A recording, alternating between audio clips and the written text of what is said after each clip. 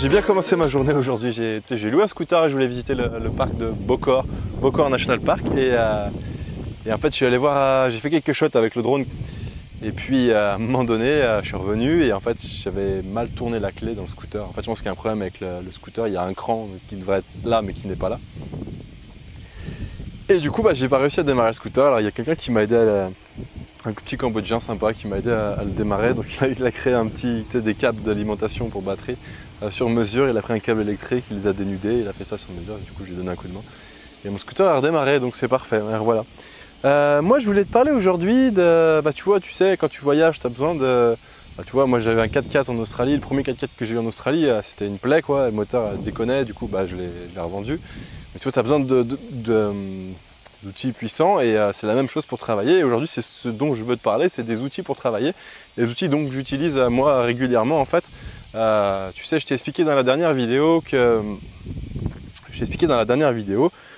moi je bosse, en fait je fais des sites web globalement et je bosse pas mal en maintenance en fait. C'est-à-dire qu'il y a des gens qui me demandent pour faire évoluer leur site et j'ai des jours comme ça tous les mois avec plusieurs sociétés et des agences web. Du coup, c'est comme ça que je gagne ma vie et ce qui permet de voyager. Et moi, ce que je voulais dire aujourd'hui, en fait, ce que je voulais te montrer, c'était les différents outils que j'utilise. Il y a un peu de vent, je pense, ça va faire du bruit dans le micro, je suis désolé par avance. Du coup, c'est ce que je vais te montrer aujourd'hui, c'est les différents outils que j'utilise. En fait, il y a 4 outils, j'ai essayé de faire le point. Je vais commencer par les sites web, en fait, et il y a 4 sites web que j'utilise vraiment beaucoup.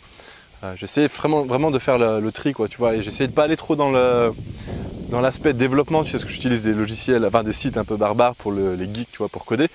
J'essaie de faire un choix de sites simples qui sont plutôt pour la gestion et pour parler, enfin tu vois, pour communiquer avec ses clients ou ses partenaires. Voilà. Donc je t'explique ça tout de suite. C'est parti. Alors les outils que j'utilise principalement pour bosser, il y en a 4. En fait, c'est 4 sites web que j'utilise vraiment beaucoup. C'est plutôt pour tout ce qui est gestion de projet et gestion avec mes clients, échange avec mes partenaires, c'est des outils comme ça. Donc le premier outil que j'utilise énormément, c'est Google Drive. Là, il y a pas de mystère, il y a beaucoup de gens qui utilisent Google Drive maintenant, mais c'est vraiment un outil qui est sympa parce que mon objectif, c'est vraiment de dématérialiser tout ce que j'ai, c'est-à-dire de pas utiliser de choses sur mon ordinateur. Mon ordinateur, j'aimerais qu'il soit vierge, tu vois, et que tous mes outils soient en ligne. C'est mon objectif. Alors après, je peux pas le faire pour tout, mais c'est quelque chose qui est vraiment important pour moi. Du coup, Google Drive, c'est parfait parce que je peux mettre tous mes dossiers et je peux partager avec mes clients des infos. Et plus, il y a plein d'interactions. Ils ont une API de dingue. Ils ont développé plein d'interactions avec d'autres logiciels. Donc, c'est vraiment génial pour bosser avec Google Drive. J'utilise beaucoup Google Doc, tu sais, les documents. J'utilise Google Sheet aussi, des feuilles de calcul. Et puis, vraiment tout ce qui est partage. Voilà. Je te présente pas Google Drive plus que ça parce que je pense que tu connais. Et si tu connais pas, tu as plutôt intérêt à aller faire un tour. Voilà. Donc je sais pas si tu peux voir, mais là j'ai pris des risques incroyables pour toi. Je suis en train de transpirer, le soleil est en train de me cramer la gueule. Alors le deuxième outil que j'utilise beaucoup et que j'ai appris à utiliser quand j'étais en agence web, c'est Trello. Alors je sais pas si tu connais Trello, il n'y a pas tout le monde qui connaît Trello en fait, ça devient un peu populaire, mais d'ailleurs je crois que ça a été racheté par le groupe Atlassian, je suis pas sûr, mais il me semble que j'avais lu une news comme ça. Trello en fait c'est un outil tout simple qui te permet de créer des tableaux. Et en fait, tu peux créer des tableaux et dans chaque tableau, tu peux créer des colonnes et dans chaque colonne, tu peux créer des tâches. Et après, les tâches ont plus ou moins de fonctionnalités. Mais l'avantage de ça, c'est que tu peux partager ces tableaux. On appelle ça des boards. Tu partages la board avec un cas. Et moi, je m'en sers dans plusieurs projets en fait avec mes clients. Et en fait, on définit nos tâches dessus. Et si tu veux, on a des clients. Alors, on a des colonnes. Je sais pas si tu connais la méthode Scrum. C'est une méthode agile. Peut-être qu'un jour j'en parlerai là-dessus. Mais en fait, on s'est vachement inspiré de cette méthode-là. Et c'est une méthode pour améliorer les processus de développement dans une entreprise. Et du coup, en fait, on a des colonnes, tu sais, alors les trucs tout bêtes, genre la liste des choses à faire, ce qui est en train d'être fait, ce qui est fini, et puis on a rajouté d'autres colonnes, ce qui est bloqué en attente, les choses comme ça. Et en fait, du coup, par exemple, mon client met des cartes, moi ensuite je les quantifie, je dis ok, pour cette carte j'ai besoin de ça, et après, comme je te l'expliquais dans ma dernière vidéo, il a par exemple 2 jours, j'ai deux jours où je bosse pour lui, du coup il choisit les priorités qu'il souhaite, et il passe dans la colonne ok, tu dois faire ça. Et moi après j'ai plus qu'à arriver, donc il a mis tout le descriptif, les PDF, les images, tout ce qu'il faut en pièces jointes. Et du coup j'ai plus qu'à choisir faire les cartes quoi et à les passer une fois que j'ai terminé. Voilà. Donc c'est vraiment sympa parce qu'en plus tu as l'historique, tu peux retrouver tes cartes, tu peux les archiver mais il garde une historique. Moi c'est comme ça que j'utilise d'un point de vue professionnellement. Après j'utilise aussi pas mal en tant que comment expliquer ça? en tant que note, prise de notes. Alors c'est pas de la prise de notes comme je le fais des fois parce que j'utilise Notes sur iPhone pour prendre mes notes, mais c'est plus de la prise de notes, genre des choses que je veux retenir par projet. Donc je fais des boards par projet. Par exemple, avant de me lancer sur YouTube, j'avais fait une board, alors je savais pas trop comment l'appeler, j'avais une chaîne YouTube, tu vois.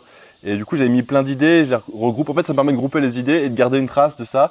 Et je peux voter aussi ce que je préférais. Et du coup, c'est plus une façon d'organiser. Quand je suis parti aussi en voyage, tout au début, quand je suis parti de France pour aller en Australie, j'organisais tout mon planning là-dessus. D'ailleurs, j'avais fait un article sur mon blog de voyage. Je te mettrai le lien en dessous si tu veux. Et on avait été contacté par une agence de presse parce qu'ils étaient intéressés de savoir comment on utilisait Trello pour ça. Mais vraiment, c'est un outil super sympa. Alors, je regarde si j'ai rien oublié. Ouais, en fait, il y a un autre avantage de ça, c'est que ça évite les systèmes de tickets. Tu sais, des fois, les systèmes de tickets, c'est un peu chiant. Moi, j'aime pas ça. C'est un peu réverbatif. Et puis, je sais pas, c'est pas sexy, quoi. Alors, Trello, c'est plus sexy. C'est un peu des tickets, au final, mais c'est différent. La présentation est différente. Donc, si t'as jamais essayé, je t'invite à essayer. C'est vraiment un outil sympa. Voilà, je te mettrai le lien en dessous. Et puis, tu pourras aller voir aussi Trello. Le troisième point que j'utilise beaucoup, et ça c'est surtout avec un client, voire deux, il y en a un qui commence, c'est Slack. Alors Slack, c'est une plateforme de chat pour faire simple, mais dédiée aux professionnels. Tu peux très bien l'utiliser dans un cadre particulier, mais à l'origine c'est plus pour les professionnels. D'ailleurs, il y a Microsoft, je crois, qui est en train de sortir un logiciel qui ressemble deux gouttes d'eau à Slack. Et Slack, en fait, l'idée, c'est d'utiliser un système de chat, mais tu bosses par canal. C'est un peu à l'époque IRC, je sais pas si tu as connu IRC, mais c'est un peu ça. Tu as des canaux en fait avec des hashtags. Donc par exemple, nous on utilise des canaux par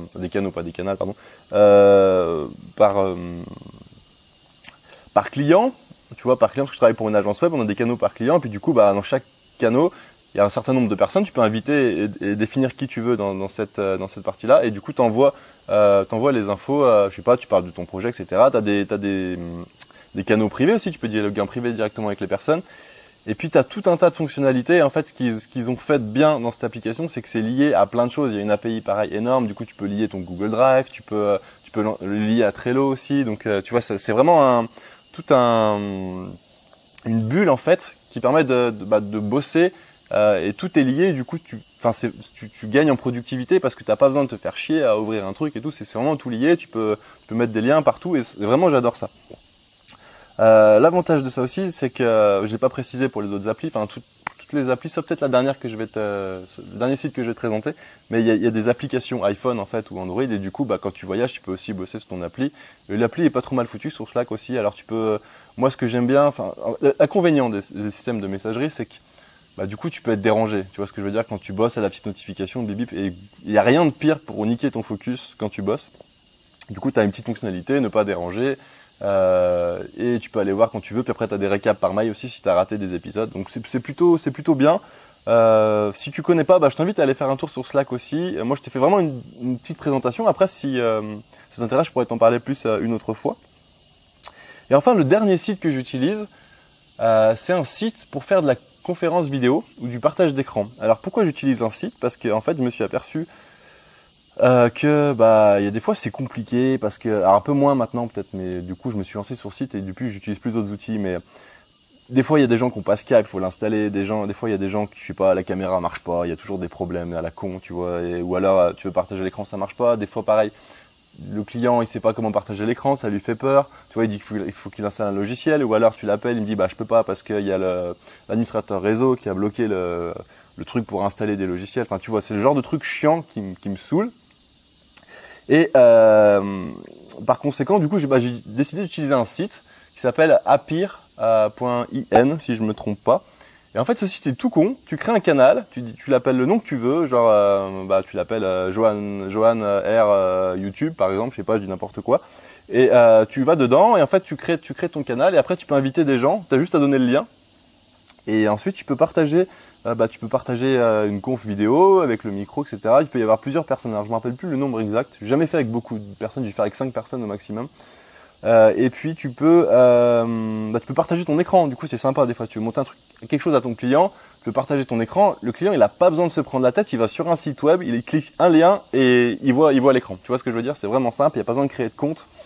Et c'est pour ça que j'utilise ce site, parce que c'est la simplicité. Vraiment, c'est l'avantage principal de ce site. Voilà.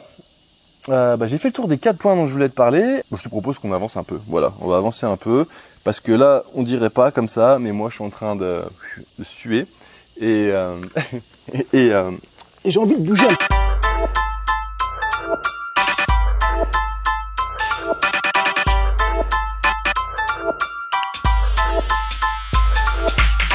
Voilà, alors je sais pas si tu connaissais déjà ces outils ou si tu les connaissais pas. En tout cas, si j'ai pu t'apprendre quelque chose, je serais content que ça te serve, tu vois, par la suite. Après, si tu es intéressé par ceux que j'ai présentés et que tu veux en savoir plus, n'hésite pas à m'en parler en fait dans les commentaires. Moi, je pourrais peut-être bosser dessus pour te présenter un petit peu comment ça marche, si ça t'intéresse. Et puis, si tu as des idées d'autres logiciels en fait qui pourraient m'intéresser, tu sais, moi, j'aime bien partager les infos comme ça. C'est toujours plus intéressant en fait d'avoir des retours d'expérience des personnes avant d'utiliser quelque chose. Du coup, si tu as des infos comme ça, n'hésite pas à les mettre en commentaire. Pour finir cette vidéo, je suis en train de créer une espèce de communauté. Je sais pas encore sous quelle forme ça va se faire, mais c'est dans ma tête. Ça s'appelle la tribu des autochtones. Pourquoi la tribu des autochtones? Parce que j'aurais pu appeler ça la tribu des digital nomades, mais j'aime pas le mot digital nomade en fait. Et du coup, j'ai envie de faire un truc un peu à ma sauce, tu vois, les autochtones barbus qui vont dans le bush, tu vois, c'est un peu mon délire. Donc non, l'idée en fait, c'est juste de pouvoir avoir une petite communauté de gens, alors de toutes sortes en fait. Je pense aux photographes, je pense aux personnes qui font des vidéos, je pense aux youtubeurs, je pense à ceux qui font des sites web. Et en fait, c'est d'avoir la petite communauté avec qui on peut échanger du travail et bosser ensemble en fait. Voilà, c'est juste l'idée. J'ai mis un lien en dessous de la vidéo et tu pourras t'inscrire. En fait, tu t'inscris, je te tiendrai au courant. Je sais pas si je développe un petit truc ou si j'utilise un logiciel. Je pourrais peut-être utiliser Slack ou quelque chose comme ça, créer quelque chose là-dessus, ou Facebook, j'en sais rien, je sais pas encore. En tout cas, si t'es intéressé, voilà, moi c'est juste manière d'échanger et d'avoir une communauté avec qui je peux bosser en fait, parce que c'est ça en fait l'intérêt, c'est de pouvoir bosser ensemble, c'est quand même plus sympa. Alors voilà, j'ai terminé ma balade et pour terminer cette vidéo, écoute, je vais faire simple.